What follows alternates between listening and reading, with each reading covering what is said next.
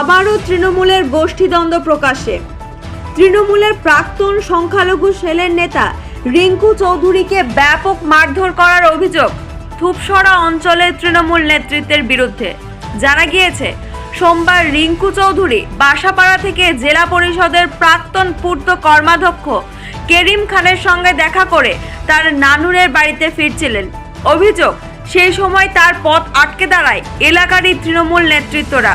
তারপরেই তাকে শাবল ও লাঠি দিয়ে বেধড়ক মারধর করা হয়েছিল। রিঙ্কু চৌধুরীর দাবি, তাদের হাতে আগ্নেয়াস্ত্র ছিল এবং তারা তাকে প্রাণে মেরে ফেলারও চেষ্টা করেছিল। তার আরও দাবি, এই সমস্ত তৃণমূলের কর্মী সমর্থকরা সকলেই জেলা পরিষদের সভাপতি কাজল শেখের অনুগামী।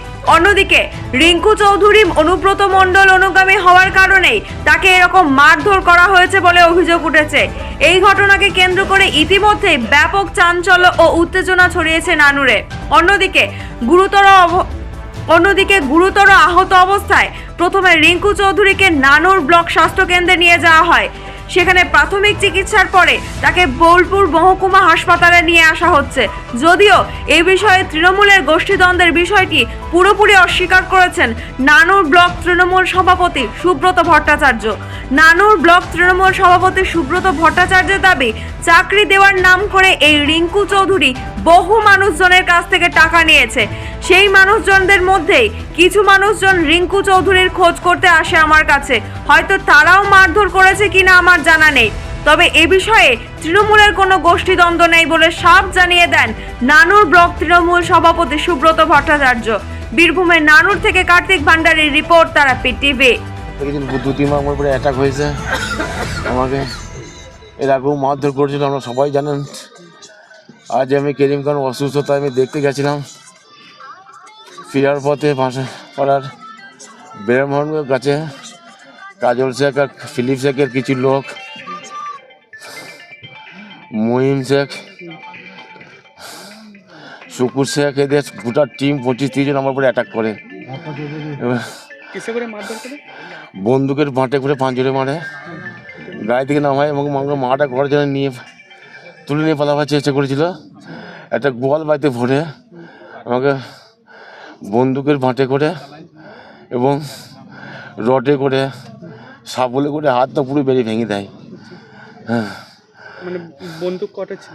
বন্দুক সবারই কাছে ছিল। হ্যাঁ, ছিল মোটামুটি 25 থেকে 30 জন। হ্যাঁ, মানে আপনি বাসাপাড়া থেকে ফিরছিলাম। মানে কেন আপনার উপরে অত্যাচার হয়েছে? আমি অন্যায়ের বিরুদ্ধে প্রতিবাদ করেছি, আমি তুলাবাজের বিরুদ্ধে প্রতিবাদ করেছি। তার জন্য এর আগেও মার খেয়েছি, আপনারা দেখেছেন তো, আপনারা সমস্ত সাংবাদিক দেখেছেন। যেহেতু আমি অনুব্রত মণ্ডলের দল করি, আমি অনুব্রত মণ্ডল এবং অভিষেক ব্যানার্জি, আমার মমতা ব্যানার্জির দল করি। আমি মমতা ব্যানার্জির উন্নয়নের সাথে থাকি। তার জন্যে ওদের বক্তব্য কেশোদার দল করা যাবে না, কেরিম খানকে দেখা যাবে না, তাই। হ্যাঁ হ্যাঁ হ্যাঁ। দাদা, রিঙ্কু চৌধুরীকে বাসাপাড়াতে তার দাবি যে কাজল শেখের লোকজনরা তাকে মারধর করেছে এবং পিস্তলের বাঁট থেকে শুরু করে অনেক কিছু দিয়ে মারধর করা হয়েছে। কাজল শেখের লোকজনের দলবলের বিরুদ্ধে লোকজনের অভিযোগ, কী বলবেন? এসব ব্যাপারে আমার কিছু জানা নাই, তবে ওই ঠিক 11টা সাড়ে 11টার সময় কয়েকজন ছেলে আমার নানুর ব্লকের কোথাও বাড়ি মুখছে না, নামধাম জানি না, নানুরের ছিল, রিঙ্কুকে খুঁজছিল। আমি জিজ্ঞেস করছিলাম কেন, সে বলল 3-4 বছর আগে রিঙ্কু নাকি বেশ কয়েকজনের কাছে, কারো কাছে 3 লাখ, কারো কাছে 4 লাখ টাকা নিয়েছে চাকরি যাবার পরিবর্তে। সেই জন্য ওরা প্রায় কয়েকদিন ওর বাড়ি আসছে, খুঁজে পাচ্ছে না, বা বাজারে নানুরে খুঁজছে, বিভিন্ন জায়গাতে ওকে খুঁজে পাচ্ছে না। এটা শুনলাম, এবং মারধর করেছে এ ব্যাপারে এসব কিছু জানি নাই, তাদের কাছ থেকে শুনলাম আর কি। রিঙ্কু চৌধুরীকে তারা বেশ কয়েকদিন খুঁজে বেড়াচ্ছে, পাচ্ছে না। তার সাফ দাবি যে সে অনুব্রত মণ্ডলের সঙ্গে দল করে, তার জন্য তাকে মারধর করা হয়েছে। আমার জানা নেই, তার বক্তব্য হতে পারে। সে তো পাগলে কিনা বলে, ছাগলে কিনা খায়, আমি তো অনেক কিছুই বলতে পারি। তৃণমূল কংগ্রেসের সঙ্গে যুক্ত আছে এখন আর তৃণমূল কংগ্রেসের সঙ্গে যুক্ত নাই, কোন দল করে এখন বলতে পারবো না, সেটা তার ব্যক্তিগত ব্যাপার। নাম করছে আর কি, যে নামগুলো করছে না, সেটা তো ওর ব্যাপার।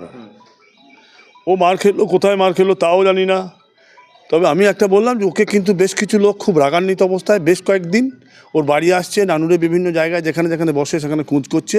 আমি জিজ্ঞেস করছিলাম কারণ কি, কারণ ওই একটাই বললো যে ওদের কাছ থেকে নাকি প্রায় 3-4 বছর হলো কারো কাছে 4 লাখ কারো কাছে 5 লাখ টাকা নিয়েছে, চাকরি দেওয়ার পরিবর্তে নিয়েছে। এখন তার কোনো হদিশ পাওয়া যাচ্ছে না, সে দেখা করছে না বা ফোন ধরছে না। আপনি মনে করছেন তার জেরেই হয়তো ওকে মারধর হলেও হতে পারে, আমার মনে হলো ছেলেগুলোকে দেখে মনে হলো খুব রাগান্বিত। তৃণমূলের গোষ্ঠীদ্বন্দ্বের কোনো না, তৃণমূলের গোষ্ঠীদ্বন্দ্বের ব্যাপার কিছু নয়। দুষ্কৃতকারী দুষ্কর্ম করেছে, তার জন্য হয়তো ফল ভোগছে, জানি না তারা মেরেছে কিনা, তবে তারা খুব রাগান্বিত ছিল। কিন্তু তিনি তো কাজল থেকে বেশ কিছু দলের সেটা সে কি বলছে সে নিয়ে আমার মাথা ব্যথা নয়। আমি মোটামুটি অ্যাজাম সেট করছি তারাই মেরেছে, আমি কথা বলছি না। তবে একটু দেখলাম তাদের মুখ চোখ মুখে যেটা ভাব, আমাকে জিজ্ঞেস করছিল দাদা পার্টি অফিসে নেই, আমার পার্টি অফিসে এখন আসে না। আগে সে তৃণমূল করতো, আমাদের সঙ্গে যোগাযোগ ছিল, এখন কোন দল করে কোথায় দল করে তাও জানি না, কোনো যোগাযোগ আমাদের সঙ্গে নাই।